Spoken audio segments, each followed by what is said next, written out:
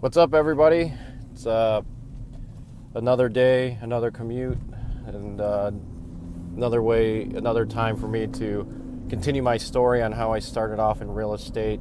I think the last time I left off that I was working in healthcare, decided not to go to medical school, and bought my first double in a neighborhood that was up and coming, and I explained how that area appreciated really quickly, and I learned about the equity that I had created, or the market had created for this house because of the appreciation in the neighborhood when I went to go refi the property.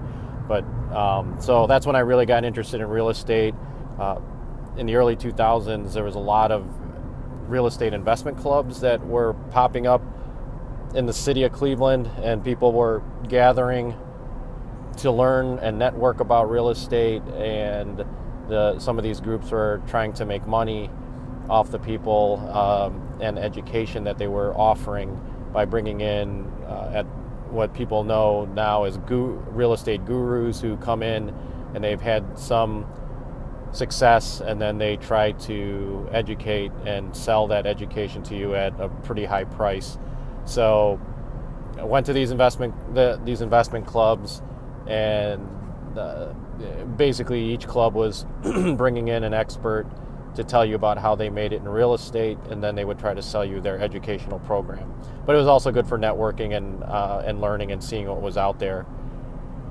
So after all the different avenues you could go to invest in real estate, I decided that house flipping was the way to go for me at the time. Basically taking a house that was in foreclosure or that was in distress in some way, which it needed repair, or a buyer just needed to get rid of their property quickly because they were being relocated, and you would buy the house cheap, fix it up within a budget well enough so that you could sell it and make a profit.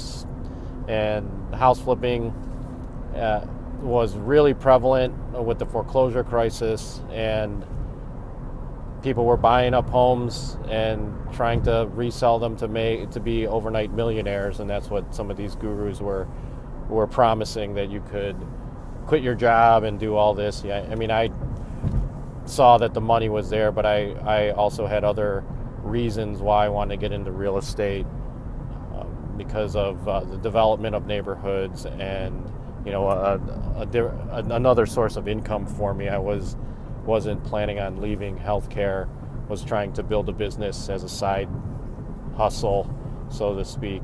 And but eventually what you'll learn is that I got sick of the real estate, I got sick of the healthcare corporate arena, and gravitated more full-time to real estate. So my first attempt, I went and paid $3,000 for a boot camp, 3-day intensive session with one of these experts. This expert was out of Youngstown, and he had been flipping houses in that market for a few years, and did, I think almost 100 deals. So I was impressed with the fact that this person was still doing the business and not just doing education. So I decided to take the course, and then learned all about how to find houses that you could get at a steep discount.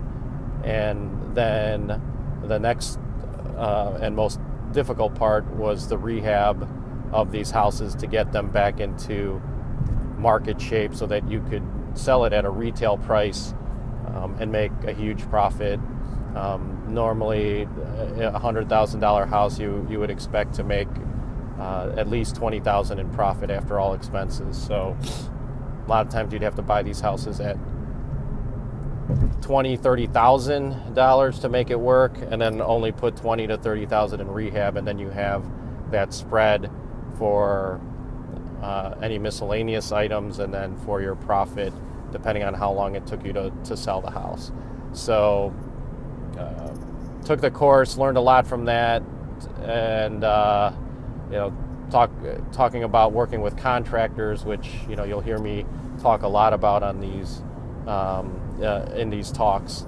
That I believe that's one of the most difficult parts of any business venture is working with vendors and contractors and other people to get them to live up to the standards and quality and timeliness that you would expect to run your business. So, but at any rate, we were buying houses very conservative. Or step back a little bit, I was looking for a partner because I was working full time, so I knew I couldn't do this by myself. So I partnered up with one of my best friends, and he worked at the local newspaper at the time as an accountant. So we thought it was a good idea to partner up. We said, hey, we're friends. We can. This will be great. We can hang out more and then also do business together. So we got together, put our money together, and then tried to find a house. At that time, the investor market was at its peak and everybody was competing for these cheap houses. So it was kind of difficult to get a house in the price range that we needed it to be in order to ensure that we made profit. And I think we literally put in 80 to 100 offers before we got one offer accepted. We found a house in the neighborhood that I was living in, Tremont, and it was really tough to get a house there. And that's why we were really glad that we were able to get an offer accepted in that market. I think we paid like $30,000 for a 2,000 square foot colonial style house, and needed a lot of work because it was in foreclosure. It was vacant for over a year, and then there was people living in the house and squatting in the house that basically destroyed it. So off we went to find a contractor, and we literally interviewed dozens of contractors. And in this course, they emphasized trying to find the lowest price contractor, because you had to pay wholesale prices for your labor and rehab crew if you were to maximize your profit. But learning later that getting the lowest price sometimes isn't the greatest idea. But found somebody that we thought could handle the job. It was a company that was a general contractor that contracted mostly smaller work, but they wanted to take on this job, and we estimated the job to be about $25,000 to rehab the whole house. We had to redo the kitchens, the bathrooms, and everything else inside the house. Excuse me. So we went with this contractor, and then the first 2 weeks was great. They were there every day. And then third week, we start seeing that the contractor isn't there every day. The fourth week, we only see the contractor once and ask what's going on. And basically they said, well, they ran out of money because they hired subs and paid their subs up front, and then those subs took off and never did any work. So they were asking us for more money, and we said absolutely not. We're not giving you any more money until you finish the job. And then they basically walked off the job because they had no money of their own to hire anybody. They were basically using our deposits to fund their company for that particular job. So my partner was sort of freaking out and wanted to get rid of the house because he had some young children, and there was a lot of other investors that were approaching us wanting to buy the house. And we decided that instead of hiring another contractor, that we would flip the house to another investor for $75,000. So we would make some money doing that. But as I was looking for other contractors, we were getting quotes to finish the house at $15,000 to $20,000 more. And I was willing to do that, but my partner wasn't. So we decided to flip the house. But we flipped the house to some investors that I knew, and they put in about $15,000, $20,000 to finish the house.